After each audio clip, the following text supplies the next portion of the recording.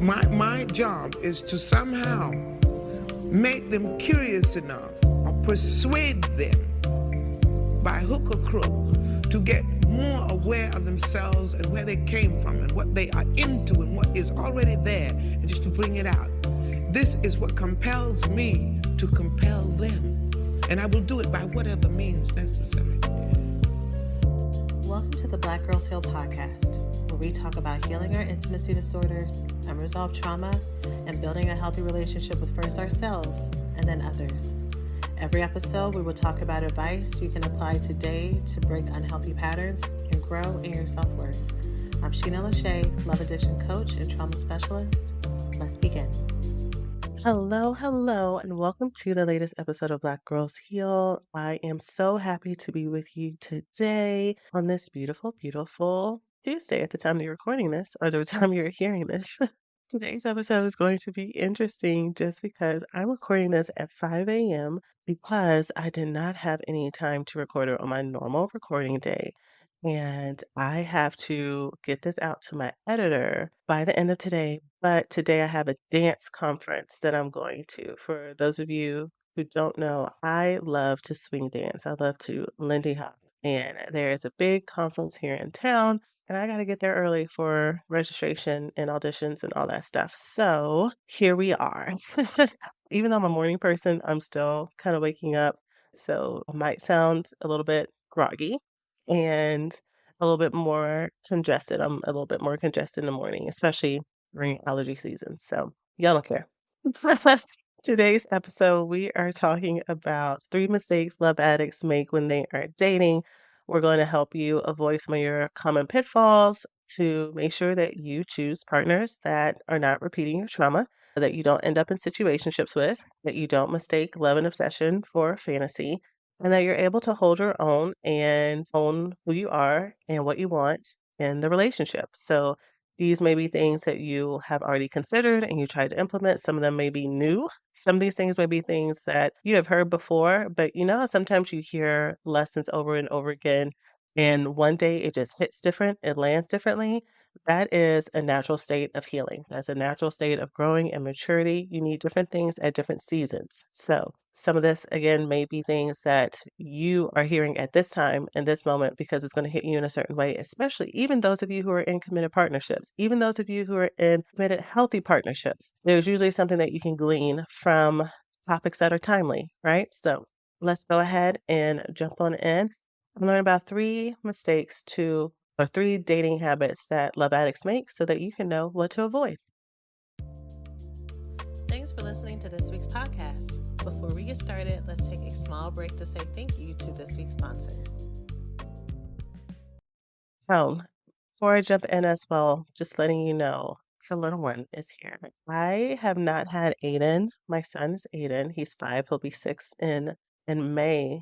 There in my earlier episodes, there might have been like cooing and stuff in the background if I couldn't like put him away. He has not made an appearance in a long time. I'm telling you that because in case today was one of those, hey, mommy's doing something, I feel it in the energy. So I'm going to wake up early. And I'm going to come in mommy's bedroom. I'm going to come in mommy's office to see what's up. I might leave it in. If it's not too destructive or too distracting from episode, you might get to hear a little cute voice, which would be so cute to memorialize. Let me get back on topic before I start talking on my mom stuff and love how much I love this kid. So 3 mistakes for you to avoid as a love addict. When we are love addicts, we can fall in love with who we think a person can be into the fantasy image of the relationship that we want to have. I like to say when I'm talking about fantasy relationships that you can learn a lot from the types of fairy tales and stories that you would romanticize as a child, what your favorite ones would be if you were into fairy tales. If you weren't, then we can look at other things. But if you were into love stories and things like that, which were the ones that you really loved the most? Because they may be ways that you kind of either incepted how you approach relationships or some of your core values can be reflected in those relationships. So for me, 2 of my favorite fairy tales, princess stories growing up, the first one was The 12 Dancing Princesses. That is still, I hate that it never got enough traction to have a longer, more major studio feature version of that storyline. And it was always like maybe after school mini shorts or something like that that would come out. But I love the 12 Dancing Princesses because it involved the concepts of being whisked away and in a magical land where you could dance all night, where you were the most beautiful person in the room, where evil and controlling parents couldn't stop you from love and from having a good time. And of course, still having someone come in and say, you are the one that I want. The prince in the end that ended up finding out about the enchantment and finding out about the secret of the 12 dancing princesses. And then the stories that I liked, him falling in love with one of the 12 princesses versus, being gifted one property. Kind of ignore that one. But again, these concepts of like romance and fantasy and being whisked away and just relationships being the gateway to which you can be freed from the shackles of emotional stress, emotional abuse, physical restriction, and finally just actually being free and being able to hold your own. And so for me, I would see relationships in that way. I would see the people that I was dating as through this relationship is how I'm going to get the life that I've always want. This person, this relationship is going to be my gateway to adventure. It's going to be my gateway to the life that I couldn't imagine myself. The life that we're going to build is going to be this fairy tale adventure of magic, of intrigue, of beauty, being able to wear beautiful gowns. Shout out to Aretha, rest in peace, and just having this adventure where you dance all night and like this is going to be fun and I'm finally going to be free from the responsibility of life. With Cinderella, I know I've shared this before, just really quickly. Cinderella, I really romanticized, especially in the classic version of Cinderella, Disney's version from the 50s. If you're good, if you're a good girl, if you take the emotional stress and abuse of everything else, one day you will, of the stepmother and the stepsisters and everything else, and kind of feeling alone and having to create your own little magical world just within yourself and find your own safety within yourself in this really oppressive castle that in another land would have been made for you, but you just kind of resigned yourself that this is just how it is. One day you're going to find a relationship, one day you're going to find a person that is going to see you and see beyond everything else, and it's going to be kismet, and he'll forsake all the others just for you, and rescue you. And of course, those are the types of relationships and fantasies that I would seek out instead of understanding that the real power starts within me. To understand that the things that I was going through, yes, they were horrible, or yes, they were emotionally stressful. And there was a lot of things with emotional neglect and feeling like I had to create my own little internal world.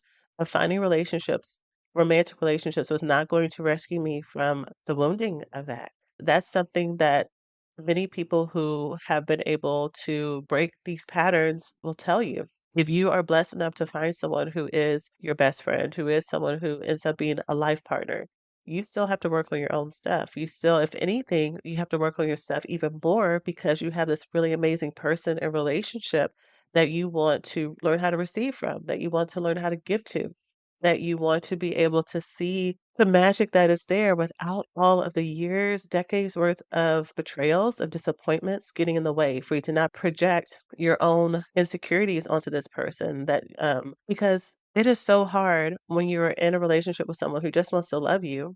And it's hard for you to actually be there and be grounded and be present because you got trust issues, right? It's not a good experience for you or for them. They just want to watch a movie with you. They just want to romance you. They just want to take you out to dinner. But you can't let yourself be happy because you've learned if I let myself be happy, this is going to go. This is going to disappear. Either they're going to cheat on me, they're going to change their mind. This is going to fizzle at the end. I have to be the person who's super aware about all the threats of the relationship. So even though I'm hopefully at a place where I've picked a partner that is faithful and clear about their intentions, I still don't trust it. And I got to keep my eyes open for any interlopers that may come around, right? So I'm telling you all of this for a reason. I'm having some of the in this intro, I'm talking about the fairy tales because with the examples that I'm going to give today about some of the mistakes for love addicts to avoid when dating, we can look at some of these messages that even as grown adults, as we've tried to deconstruct the messages that we've learned, and the miseducation that we have had, both from popular culture, from our communities, from our family systems. These are some secret ways that we might still be being influenced by them. So just want you to keep that in mind as I talk about these mistakes. So the first mistake for you to avoid is falling in love with potential. So this is an obvious one, especially if you've been listening to this podcast for a while. Falling in love with who a person could potentially seeing once you kinda rub off the dirt off their collar. For those of us who love antiquing or finding a good steal at a thrift shop, you're able to see something through all the rough environment, right? You're able to see a diamond in the rough and pick out a jewel, and you love, love, love the dopamine rush of when you find something that is a very clear score in the midst of all the rubbish, right? And some of us have perfected that in looking in a crowd of people and finding what we think is a diamond in the rough, seeing the best in people, hearing what we want to hear instead of taking people as face value with what they are presenting and what they are telling us. So if we meet a person as a dating prospect who tells us they are in transition, us being like, okay, they're in transition. What do they say is coming next in their life? Okay, they say they have a promotion that's coming. They say that they are planning a big move because they're starting a startup.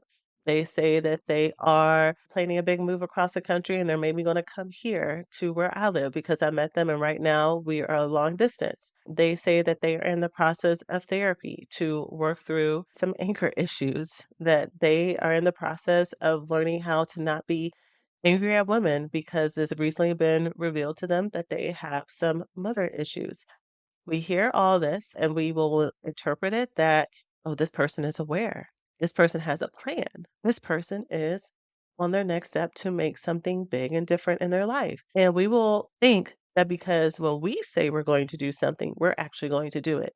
So we will take this person's word at face value versus what you actually have in front of you as someone who is not where you would want them to be.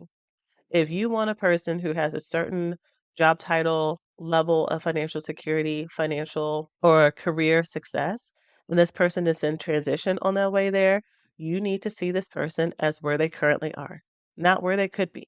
If you have someone who is in between homes and figuring out where they're going to stay, but they have big plans about a house, they're saving for their deposit because they don't want to waste their money on paying for rent. Maybe they can actually even show you the amount of money that they have in a bank, but they are still homeless.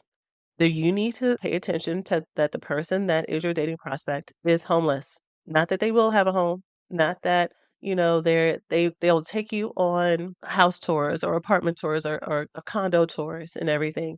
And your eyes will get big and glittery about the life that you can build because and this person is involving you in the process. You are already in the fairy tale. You have already stepped through the glass window to go into a magical land that doesn't exist, that you can be swept away in and dance all night and have the time of your life. And you see this person as your way to that lifestyle. And this is for everybody. This isn't for people who are just more obviously dependent on romantic relationships. This is for those of us who are really independent in a lot of ways. We are really self reliant.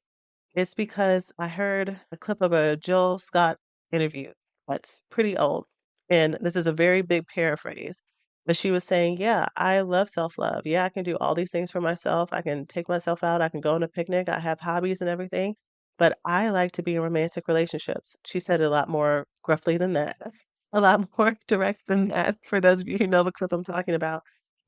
I like sexual intimacy. I like to be held, and it's different, right? So us being honest about that is not a sign of weakness. It's not a sign that our personal work is something that is all for naught. We're not trying to heal ourselves out of wanting to have romantic partnership if that's something we want in our life. It's that we are learning how to prioritize it and rank it in a different way. For some of us, we have idolized it so much that we will run off into the sunset with people who are giving us very clear signs that they are not it, which is what this point is about.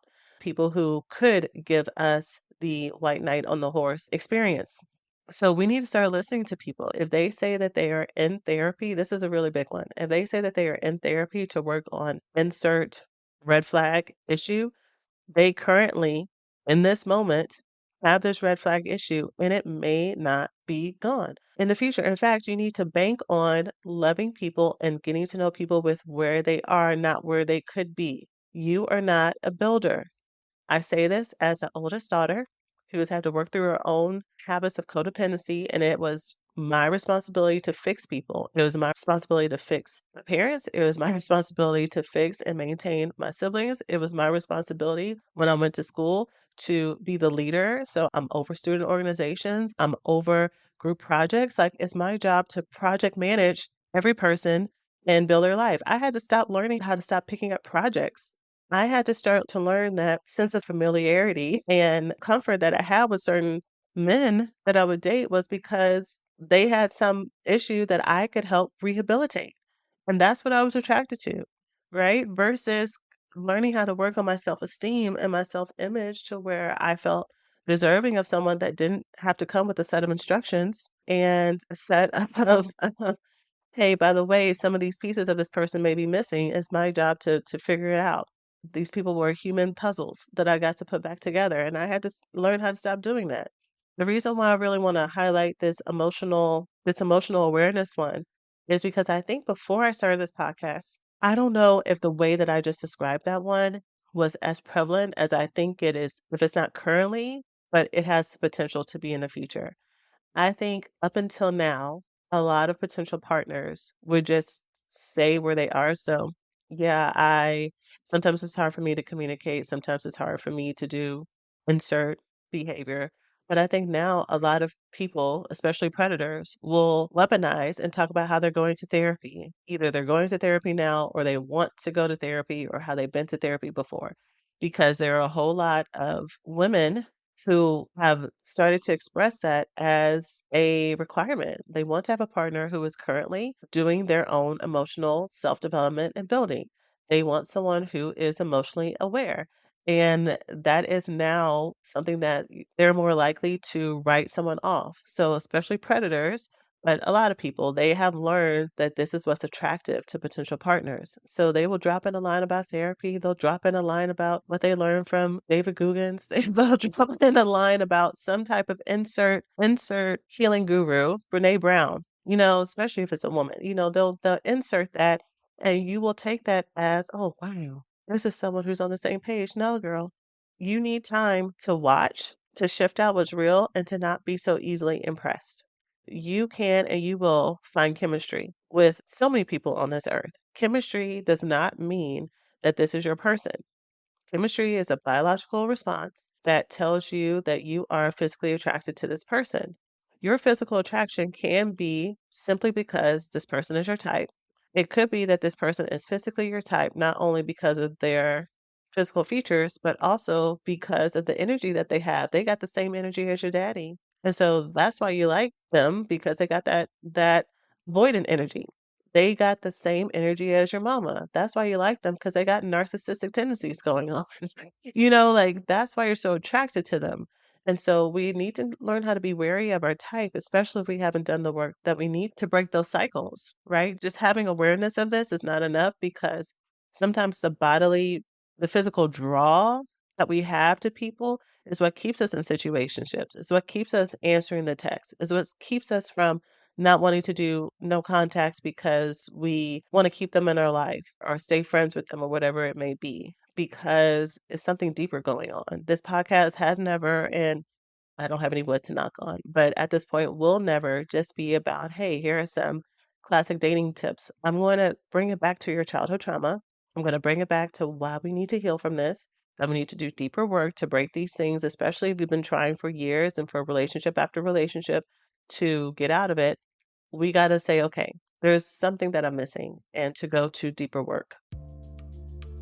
Hey, we hope you're enjoying the podcast so far. Let's take a quick break to say thanks to this week's sponsors. So I am now a couple of months into my Skims journey as a newbie, and I'm still kind of sold. You may remember how last month I shared how I tried the Fits Everybody collection by Skims that focuses on the best comfort intimates and found them so soft, stretchy, and comfortable. I loved how they fit so well under my outfit seamlessly, and they also came in so many shades. I got several that were so great for skin matching and fitting the vibe of whatever I was wearing. The triangle bralette is still my favorite. It's the perfect shape for me, super lightweight and surprisingly supportive as I have a lot to carry up here. And I forget that I'm wearing it. And it's the perfect addition to my loungewear as well. The Fits Everybody collection is available in sizes extra, extra small to 4X.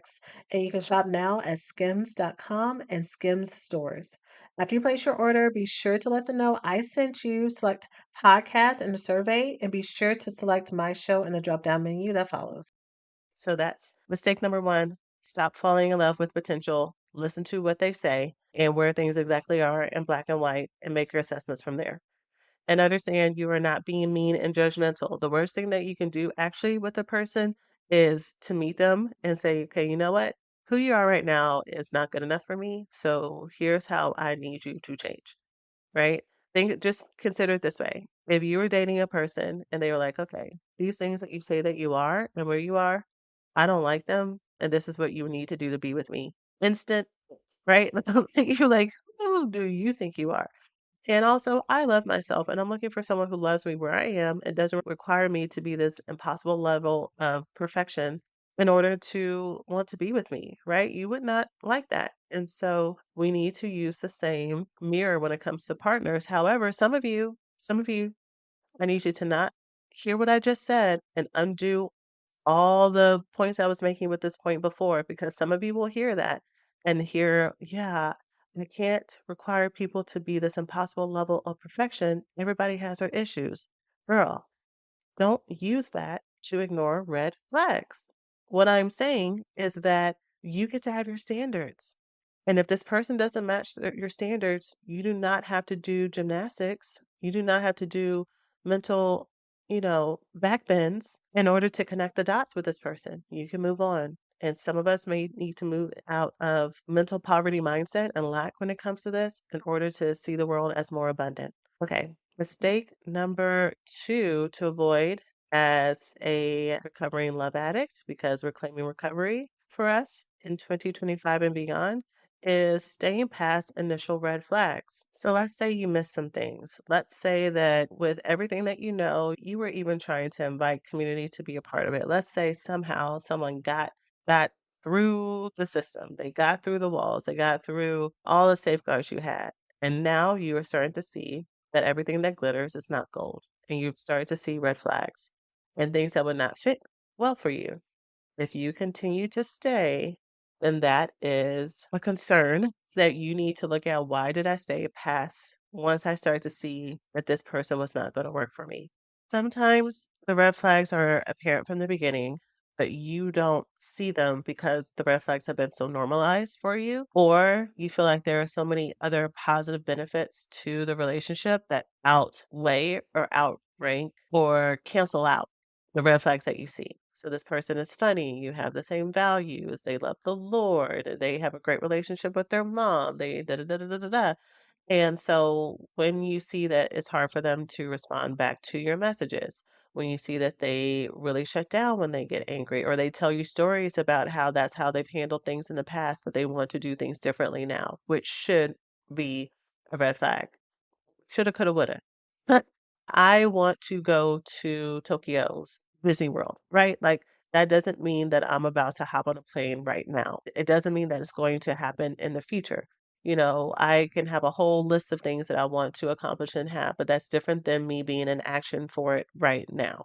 So all of these things are really important to pay attention to. And once you are committed, it's about you having the bravery to leave. The bravery, the self-respect, the inner knowing, the faith. Where do we put our faith in our relationships? Now, sometimes this can be a hard concept because we also know that relationships, when you're joining two people, even people who are securely attached or people who are self aware and working on themselves, you're still going to learn how to norm differently. The way that one person communicates can be healthy, but they may have a different set of expectations than the other person who also is a healthy communicator. So one person may need to take timeouts when there's a disagreement, and another person is like, hey, I really love you and I care about you, and I don't want us to have something that might be small or even big be a deal breaker between us. Let's talk about this now. Both of these people are right. but those two ways of approaching a disagreement or a conflict will have some friction until they learn how to work through what each person needs and the standards that they have set. So we can know this. And when and if red flags may pop up, we can say, well, all relationships need to have their work together. Like we need to work through this and communicate through this. When if you were to tell this scenario to a girlfriend or to somebody else, it'd be very clear that you're like, wait, these set of actions and behaviors, yeah, this is normal couple stuff. This stuff right here, this is something that you'll be dealing with for a long time, or this is something that they have to work through. And so you need to see that this gap area that they have, can you be with this person if it never changes? Some of us, again, those of us who are prone to love addiction and romanticizing relationships, especially if you have had Cinderella-esque fairy tales be your prototype, be your blueprint for good majority of your life. Some of you will hear me say that and be like, yeah, I can. Like I love this person so much because you have learned how to sacrifice your needs and your emotional health for the betterment of the relationship. You have been praised for being a martyr. You have been praised for being so needless and wantless, right? Which is totally Cinderella. Cinderella was so happy living in scraps and living in the top of that dusty attic and being kicked, literally kicked and emotionally and verbally abused, right? She still had this beautiful aura and she was still loved dearly by the little mice and by that grumpy old dog, And then the prince came and rescued her. It all worked out in the end because she was so good and so needless and wantless. She got a magical fairy godmother, right? Who gave her the most amazing experience of her life. And there was music, and the king saw her. The whole room stopped because this beautiful spirit that was so good at rising above the dismay and the neglect, she got the prize at the end. And so some of us have romanticized being emotionally, mentally, spiritually kicked and disappointed and neglected. And we think that it's all going to wash out at the end in the end, and it doesn't. It doesn't. That is propaganda. And I hate to say it as a Disney lover, that is propaganda that has kept many of us bound and locked. And as grown adult women with mortgages and 401ks, it has kept all of us, many of us, caught in the cycles of emotional neglect and abuse with people who cannot, will not, or don't want to. They don't know how to give us what we need. And we think it's all going to wash out in the end. And it doesn't. It absolutely doesn't. You can have your needs and your wants. You can be in a relationship with someone that you really want to go the distance. And you can say, I understand that you want to give this to me, or even that you acknowledge that it's something that I need, but you can't do it right now. And I need to be in a relationship with someone who can. I need to be in a relationship where this is not an ongoing conversation every day, every week, right? To where I have to watch and also project manage. So let's go to tip number 3, which is one I actually don't think that I've shared here on the podcast, or if I have, not recently. But they're a mistake that dating addicts, love addicts will do when they are dating. A mistake for you to avoid as a recovering love addict or an aspiring recovering love addict is to make dating your hobby, that you are filling up your week with date every night or every other night, right? That it almost becomes part of your personality or an obsession where you are dating like it is your job. Now, I've heard some interesting takes on how we will do a whole lot of work and we will understand that it takes effort to create the career that we want. We will understand that we need to put an effort to create like a lifestyle that we want. But when it comes to relationships, we think it's just supposed to magically happen. I actually really appreciate and like that take because it puts a lot of self accountability on us to understand that, yeah, when it comes to this, especially for someone who wants to be in a long-term monogamous relationship, while it does happen for some people where their best relationship kind of falls into their lap, one of those love at first sight, or this person who there was that invisible string, and when the time is right, y'all come together and it's really easy from the beginning. For some of us, we either have to do the work that's needed, the self reflection work, to be able to be in a place to where we can receive it when it comes, right? Not that it prohibits it from coming to us. I do not buy into the whole you have to earn love. Like you have to be in this magical yogi, nirvana state of enlightenment. And then that's when love is going to come to you. I feel like that's very damaging because I feel that we are all deserving of love. And that sentiment expects perfection. And that if you don't have love, it's because you're not good enough. I hate that. I just feel like that's so destructive because I know for sure I watch people all the time, imperfect people who are in relationships because to be human is to have moments of growth and places of growth, but it's about finding that person that you want to grow together with. This belief that you need to put in work or this philosophy that you need to treat dating relationships as a job, I think has a lot of merit to it. But when we look at doing this as a love addict, remember there's a lot. The reason why I created this podcast and I've shared my story too is that there's a lot of dating and relationship advice that is great for people who are securely attached. It's great for people who have not used relationships, intrigue, dopamine hits between sexual conquest and contact, and romantic fantasies as a conduit to heal something within themselves. For people who are better when it comes to self control and having set boundaries and having a place where they set their standards and have more confidence when it comes to saying yes and saying no to certain deal breakers in relationships, that type of mindset is great. For those of us who are consciously or subconsciously looking for the one because it's going to help fix us, then that is very dangerous because it's giving us a free pass to continue to idolize relationships, to idolize every day, to idolize who this person could be in our life. And it makes us more prone to make mistakes. So, for those of us who we deal with this, I think that your best bet is to build the life that you want now. You're not building the life that you want in the interim while you're waiting for your partner. You're also not building a life so that it can be like a magical bait to the universe to call in the person that you want. So I'm starting to do hobbies because I want to find a partner that's going to do these hobbies with me. No, I'm doing these hobbies because it's what brings me joy. It's what brings me light. I am building my own personal eternal tribe and family because I want to have chosen family. I'm not waiting until I find a partner so that they can be my family, right? I've had all this trust issues. I have been disowned by my family members. I've had to disown them. I've had to create distance, like maybe where there's none of that estrangement, but I've had to create distance with people who I thought were going to be close to me, to my friends that I thought were going to be my best friends forever. So I'm kind of floating in life on my own. So I'm hoping that one day I'm going to find that person who's going to be where it's all going to make sense why everything didn't work out. Right. So I'm creating all these relationships in the interim or in the meantime so that I can have this person to enjoy these relationships with. Not that these people that I'm creating these relationships with, it's possible that they could be my soulmates. It is possible for us to have soulmates in friendships. It's possible for us to have soulmates in family relationships, right? And then the romantic partners that we have are just on top of the love and the magic that we've already created. So we have to recenter ourselves versus making dating, romance, and fantasy be our number one gateway to pleasure and to love. So those are three mistakes for you to avoid.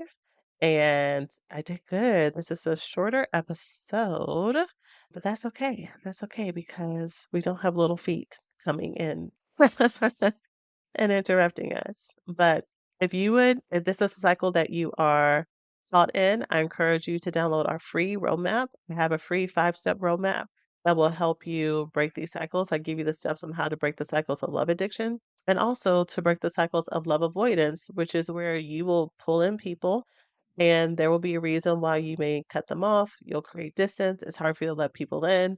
Those trust issues I talked about a lot, being very overly reliant on self independence, and to the point that it's hard to let people in, even the people that you want.